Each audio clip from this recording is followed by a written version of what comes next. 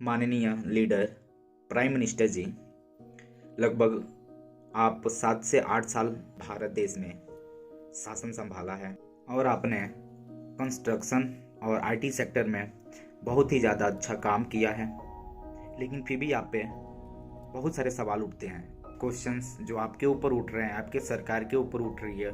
मैं उसको बता रहा हूँ आप, और मैं चाहता हूँ कि आप इस चीज़ को आप काफ़ी करीब से सोचिए ताकि लोगों को सामना ना करना पड़े।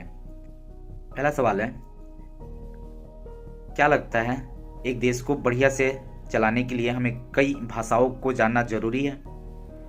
अगर हाँ, तो चाइना में ऐसा क्यों नहीं है? चाइना के लोग सबसे ज़्यादा उनकी आबादी है जो चाइना की लैंग्वेज ही वो जानते हैं, इंग्लिश जानते नहीं हैं या और कोई ज़्यादा लैंग्वेज इनको पता नहीं है। फिर भी वो कंट्री सबसे बेटर कंट्री के रूप में देखने को नज़र आता है। एक इंसान अपने ही देश को घूमने के लिए उसे कई भाषाओं को सीखना पड़ेगा। क्या ये है आपकी व्यवस्था? सवाल नंबर 2, आप हिंदू धर्म को एक नई ऊंचाई पे लेके गए हैं। मैं आपके इस काम से सहमत हूँ, अच्छा भी लगा मुझे। लेकिन सवाल ये उठता है, हिंदू धर्म की एक संस्कृति है जो अब वो हिंदू धर्म में दिख नहीं रहा है, किसी भी एजुकेशन में नहीं है। संस्कृत भाषा जो है या संस्कृत पद्धति जो चीज़ें थी, उस चीज़ को आप अपने हिंदू धर्म की संस्कृति और सभ्यता से निकाल दिए हो। किसी भी स्कूल में पढ़ाई नहीं होती, यहाँ तक कि 100% में से मेरे ख्याल से 2-3% आपको मिल जाएंगे बस इस तरीके के लोगों, लेकिन उसके बाद से नहीं मिलेंगे आपको। और आप हिंदू धर्म का कितना बढ़िया प्रचार कर रहे हो, अंदर की चीज़ें धीरे धीरे ख़त्म हो रही हैं। और एक और चीज़ है, कहाँ गए वो दिन जब हम गांव में आते थे या शहर में भी रहते थे तो हमारे से जितने छोटे बच्चे होते थे वो अपने पेरेंट्स को या जब भी कभी किसी नए पर्सन से मिलते हैं तो हम पैर छूते थे। वो सभ्यता ख़त्म। ये ख़त्म होने का रीज़न मेरे ख्याल से यही रहा होगा क्योंकि हमारे यहाँ इन्वायरमेंट उस तरीके से मिला नहीं या धीरे धीरे विलुप्त होते गई, ये रीज़न हो सकता है। या दूसरी बात यह है कि आप कंटिन्यू एजुकेशन में इस चीज़ को इंक्लूड नहीं किया और इस पे आपका ध्यान जा नहीं रहा है और आप हिंदू धर्म का बढ़िया से प्रचार कर रहे हो, लेकिन अंदर की चीज़ें धीरे धीरे खोखली होती जा रही है। और दूसरी समस्या, आप किसी भी गांव में एक बार सर्वे करवाइए, माननीय हमारे प्राइम मिनिस्टर जी, किसी भी गांव में, मैं अपनी यूपी की बात कर रहा हूं, अगर देवरिया ज़िले में अगर आप एक सर्वे करवाते हो ऐसा कि किसी भी गांव में आप यही पाओगे कि वहां की सड़कें अभी भी उतनी परफेक्ट नहीं है जितना कि होना चाहिए। समय के हिसाब की बात कर रहा हूँ, समय को देखते हुए मैं चीज़ें बता रहा हूँ आपको। उस हिसाब से जितनी गाड़ियाँ चलती, कहने का मतलब हाँ, जितनी गाड़ियाँ चलती हैं, जिस टाइप की गाड़ियाँ चलती है उस टाइप का ये सड़क भी नहीं है। और तो इस पे आपकी क्या राय है, मुझे ये भी जानना है।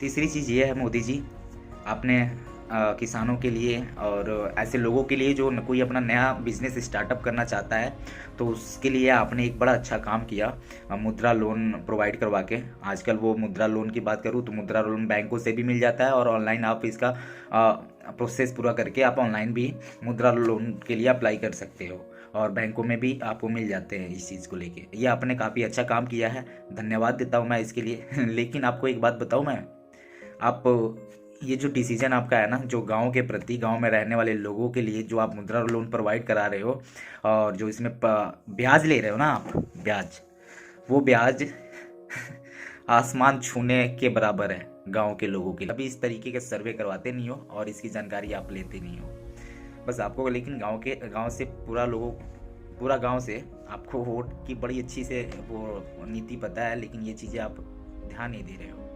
यहाँ पे आप 13% ब्याज लगाते हो ना, गांव में 1-2% पे लोग पैसे इधर उधर देते हैं, समझ रहे हो आप? तो 13% आप कौन लेगा, आप बताओ मुझे। जो 1 से 2% रुपये पे ब्याज ले रहा है, ब्याज पे ले रहा है पैसे, वो 13% पे बैंक से लेके क्या फ़ायदा है, ये बताओ आप। अब तो इसका मतलब ये हुआ कि आप किसानों को बढ़िया से लूटना चाहते हो। देखिए, मैं मानता हूँ कि आप की अलग नीति रही होगी इसको बनाने के लिए, बट मैं चाहता हूँ कि ये चीज़ें आप समझे गांव में एक्चुअली किस तरीके से लोग रह रहे हैं, उस हिसाब से उधर की क्या जो भी चीज़ें आपके हिसाब से रखनी है या देनी है या प्रोवाइड करवानी है उस वो क्या कैसे होनी चाहिए, उसका आप पहले आके यहाँ पे पता करवाइए, या तो आप आके पता करिए, उसके बाद से वो चीज़ें आप उस तरीके के सर्विस प्रोवाइड कराएंगे गाँव के लोगों के लिए तो बेटर रहेगा। कि जब हम बच्चे होते हैं तो वहाँ पे हमें बहुत सारे सब्जेक्ट दिए जाते हैं, और ये एक्चुअली मुझे लगता है ये सिस्टम एजुकेशन का उतना सही नहीं है, और इस चीज़ को लेके आपको प्लीज़ बहुत ज़्यादा सोचने वाली बात है माननीय जी। अरे यहाँ ज़्यादा से ज़्यादा बेरोज़गार लोग आपको मिलेंगे और आप इस चीज़ को ध्यान नहीं दे रहे हैं। चौथी क्वेश्चन है आपसे ये कि जितने भी प्राइमरी स्कूल है गांव में, वहाँ पे अगर मैं एक गांव में एक प्राइमरी स्कूल है तो मैं वहाँ की रेशियो आपको बता रहा हूँ, 100% में से 5% बच्चे आपको प्राइमरी स्कूल में दिखेंगे, बाकी 95% बच्चे आपको प्राइवेट स्कूलों में दिखेंगे।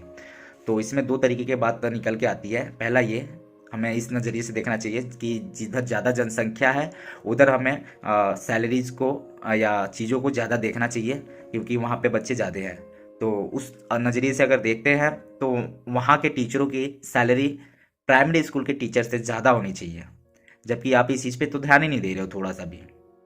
माननीय प्राइम मिनिस्टर जी, आपसे बहुत ज़्यादा उम्मीद लेके मैं ये वीडियो बनाया हूँ, ताकि आप इस चीज़ को अपने हिसाब से जांच पड़ताल करते हुए इस चीज़ को में सुधार लाएंगे, ताकि हमारा और आने वाले हमारे जितने भी पीढ़ी है, आने वाली पीढ़ी और आज के जनरेशन का कुछ अलग तरीके से नया उनके साथ हो सके, ताकि सबको रोज़गार मिले। और सबकी फैमिली है, आप समझ रहे हैं, तो सब चाहते हैं कि फैमिली के साथ रह के वो एक अपनी अच्छी लाइफ जिए, और इस चीज़ में बहुत ज़्यादा बदलाव होगा जब आप एजुकेशन को लेके इस चीज़ को समाधान निकालोगे।